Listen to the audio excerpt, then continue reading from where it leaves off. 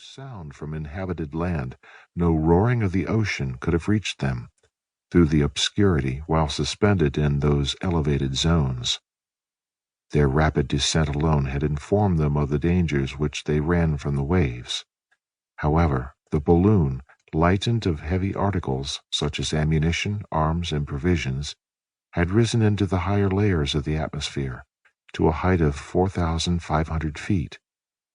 The voyagers, after having discovered that the sea extended beneath them, and thinking the dangers above less dreadful than those below, did not hesitate to throw overboard even their most useful articles, while they endeavored to lose no more of that fluid, the life of their enterprise, which sustained them above the abyss. The night passed in the midst of alarms which would have been death to less energetic souls. Again the day appeared, and with it the tempest began to moderate.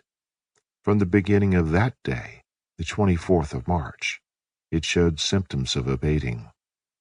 At dawn, some of the lighter clouds had risen into the more lofty regions of the air. In a few hours, the wind had changed from a hurricane to a fresh breeze.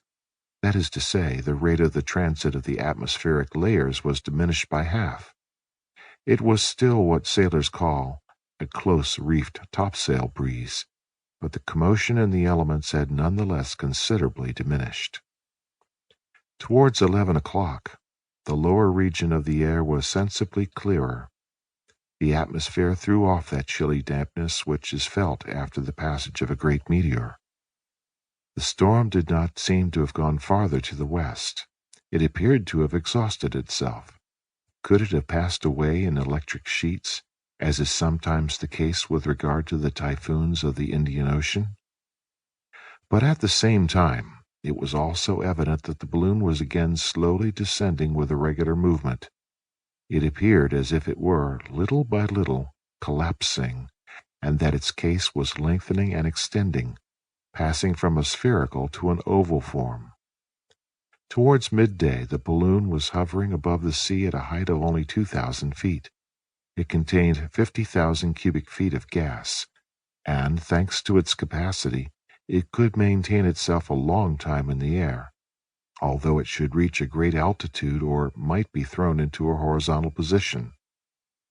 Perceiving their danger, the passengers cast away the last articles which still weighed down the car, the few provisions they had kept, everything, even to their pocket knives, and one of them, having hoisted himself on to the circles which united the cords of the net, tried to secure more firmly the lower point of the balloon. It was, however, evident to the voyagers that the gas was failing, and that the balloon could no longer be sustained in the higher regions. They must infallibly perish. There was not a continent, nor even an island, visible beneath them. The watery expanse did not present a single speck of land, not a solid surface upon which their anchor could hold. It was the open sea, whose waves were still dashing with tremendous violence. It was the ocean, without any visible limits, even for those whose gaze, from their commanding position, extended over a radius of 40 miles. The vast liquid plain, lashed without mercy by the storm, appeared as if covered with herds of furious chargers, whose white and disheveled crests were streaming in the wind. No land was in sight, not a solitary ship could be seen. It was necessary at any cost to arrest their downward course, and to prevent the balloon from being engulfed in the waves.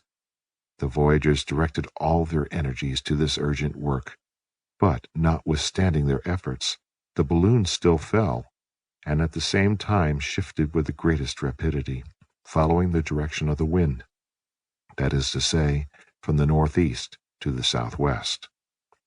Frightful indeed was the situation of these unfortunate men. They were evidently no longer masters of the machine. All their attempts were useless. The case of the balloon collapsed more and more. The gas escaped without any possibility of retaining it. Their descent was visibly accelerated, and soon after midday the car hung within 600 feet of the ocean.